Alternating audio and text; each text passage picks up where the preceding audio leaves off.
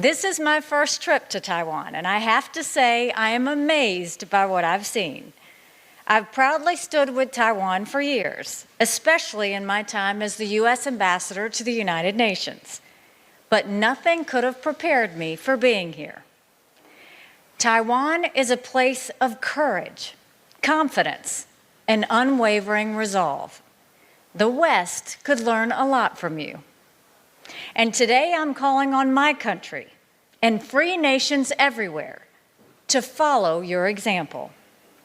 We need to stand as strong as Taiwan, and we need to stand strong with Taiwan, now more than ever.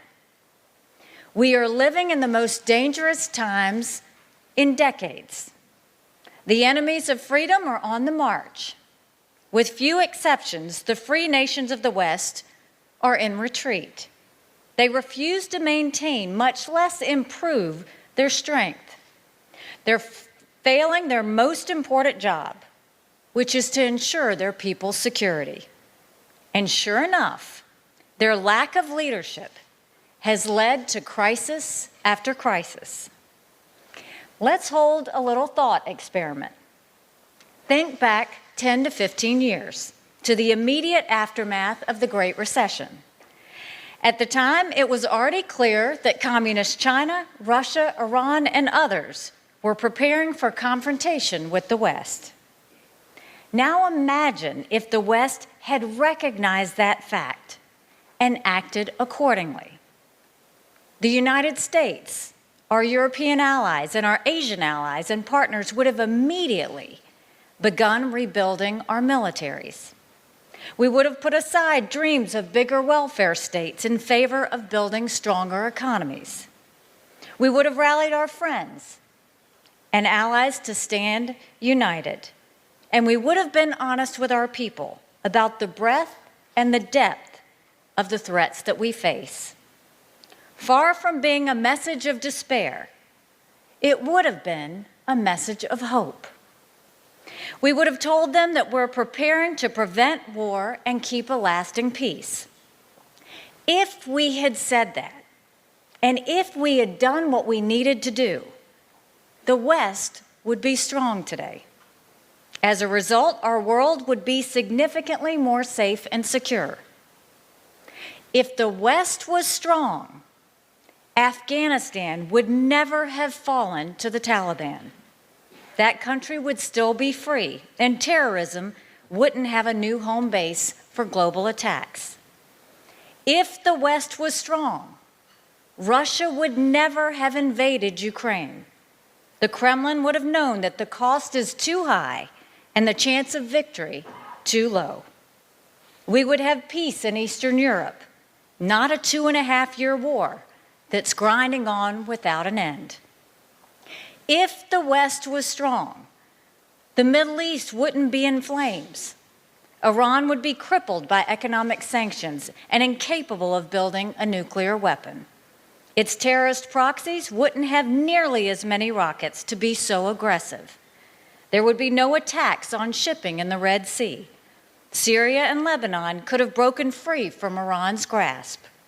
And Hamas would not have succeeded in its barbaric massacre on October 7th.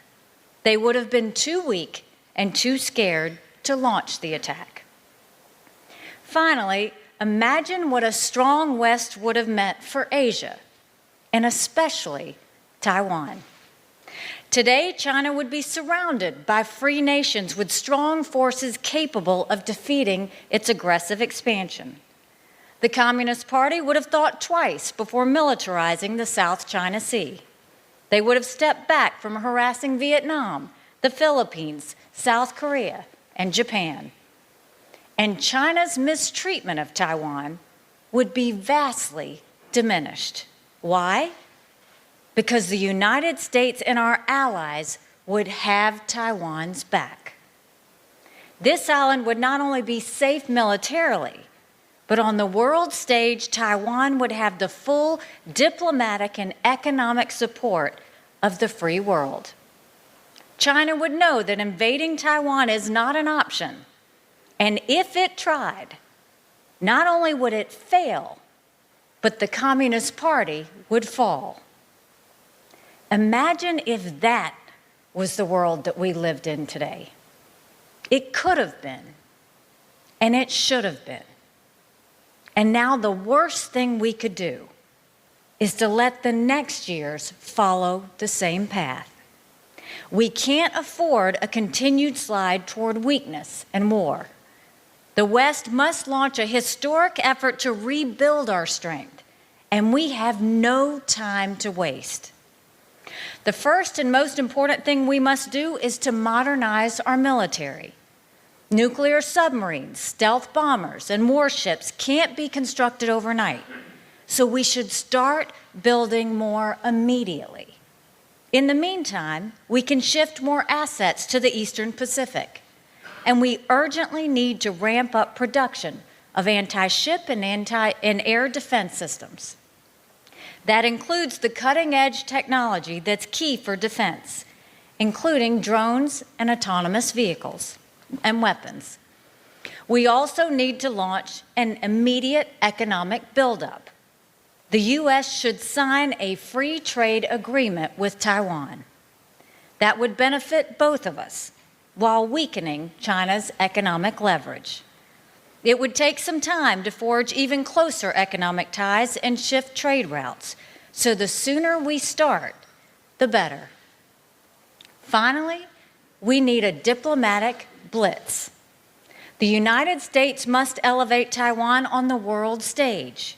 You should no longer be silenced in global affairs. Given the strength of your freedom and democracy, you should be empowered to speak. When you do, you show the stark contrast with Communist China's tyranny. Taiwan has been a victim of a great injustice for more than 50 years. When the United Nations passed Resolution 2758 in 1971, it gave the Communist Party the right to represent China. Ever since, Beijing has claimed that that resolution makes Taiwan a part of China. But it doesn't. The resolution doesn't mention Taiwan at all. The U.S. and our allies should have called that out from the start. But instead, Beijing continues to call the shots. Ever since, the Communist Party has successfully shoved Taiwan aside. I saw this injustice firsthand. From the moment I arrived at the United Nations, I made clear that I would have the back of America's friends and call out our enemies as needed. I backed Israel, Ukraine, and many others. When it came to Taiwan, I was shocked to find out that you aren't even allowed in the building. On China's orders, the UN refuses to recognize any form of identification issued by the Taiwanese government. That means no one with a Taiwanese passport can step foot inside a UN facility. Not your elected leaders, not your journalists, not even your students. None of them can enter the United Nations because China has convinced the world that the 24 million people in Taiwan effectively do not exist. We fought hard to change this. It actually resulted in a Chinese temper tantrum that went all the way up to the Secretary General, who caved. While you're stuck on the outside, China has worked every angle from the inside. I saw that too. If anyone at the UN so much as mentions Taiwan, the Communist Party goes crazy. They demand that everyone refers to you as a, quote, province of China. They even demanded that a U.S. high school change its website before being allowed in the UN building. China also blocks the UN from working with NGOs unless they say Taiwan is part of Communist China. The Communist Party has changed historic UN documents to eliminate any reference to a separate Taiwan. Keep in mind, this is the same United Nations that's obsessed with the Palestinians. The UN has set up agencies devoted to them. Other bodies have standing items on Palestinian issues. And in May, the General Assembly voted in support of full Palestinian membership, with China's full support. Talk about Chinese and UN hypocrisy. There are nearly 5 times as many Taiwanese. The United Nations should stop ignoring you. China has also spent decades convincing countries to revoke their recognition of Taiwan. Today, a mere 12 nations have diplomatic relations with you. That number is steadily falling. 3 Pacific Island nations have abandoned Taiwan in the last 5 years alone. They decided to stand with China. They couldn't withstand the bullying and the intimidation. The good news is that some countries are warming up to Taiwan, even in the face of Chinese pressure. Lithuania opened a Taiwanese representative office in 2021, while Estonia has said it's willing to do the same. China tried to bully them into backing down, but they refused. Every country should have such courage. And to be clear, courage is necessary. Whenever Taiwanese officials visit Europe, China reacts with rage and threats. And when the Philippines congratulated your incoming president earlier this year, China summoned their ambassador and warned them, quote, not to play with fire. Such treatment is insulting to sovereign nations. And China's treatment of Taiwan hurts the whole world. That fact was on full display in the early stages of the pandemic. To your everlasting credit, Taiwan recognized the danger before anyone else. In late 2019, it was your government who warned the World Health Organization about the COVID virus coming from China. But the WHO might as well be a Chinese subsidiary. They don't recognize Taiwan, so they ignored you. And while you prepared for the worst with the effective policies, the WHO downplayed the threat until it was too late, and millions of people died. If China didn't block Taiwan from WHO membership, the pandemic would have taken a much different turn. Fewer people would have died, and fewer countries would have crippled their economies and curtailed their people's freedom. China has yet to take responsibility for what it did to the world. But Taiwan was the responsible one from the very start. Taiwan's pandemic leadership proves that you deserve a global voice. Taiwan shouldn't just be in the WHO. Taiwan should be a full member in the United Nations. You have every right to sit at the same table with the world's countries. In many respects, you've proven that you have more of a right than most. Taiwan has made tremendous contributions to humanity. You are global leaders in medicine, science, and technology. In fact, without Taiwan, the tech revolution of the last 3 decades wouldn't have happened. To this day, Taiwan accounts for nearly 2/3 of the world's semiconductor production. While others are fixated on China's growth in advanced technology, in many respects, China is trying to catch up to Taiwan. For that reason alone, the U.S. and free nations should embrace Taiwan with open arms. And if that's not reason enough, your commitment to shared security is inspiring. Taiwan spends 2.5% of its GDP on defense, and you've increased defense spending for 7 years straight. I applaud you, and I wish other free nations would learn from you, especially many U.S. allies. You're ahead of the United Kingdom, France, Italy, Germany, and many other countries, both big and small. and Taiwan's defense spending is twice as high as Canada's. If all our allies leaned in like Taiwan, the world would be a safer place. Given your leadership, the U.S. and the West should relentlessly push for global acceptance of Taiwan. Naturally, China will fight this. Beijing will threaten more if the United States and other countries support Taiwan.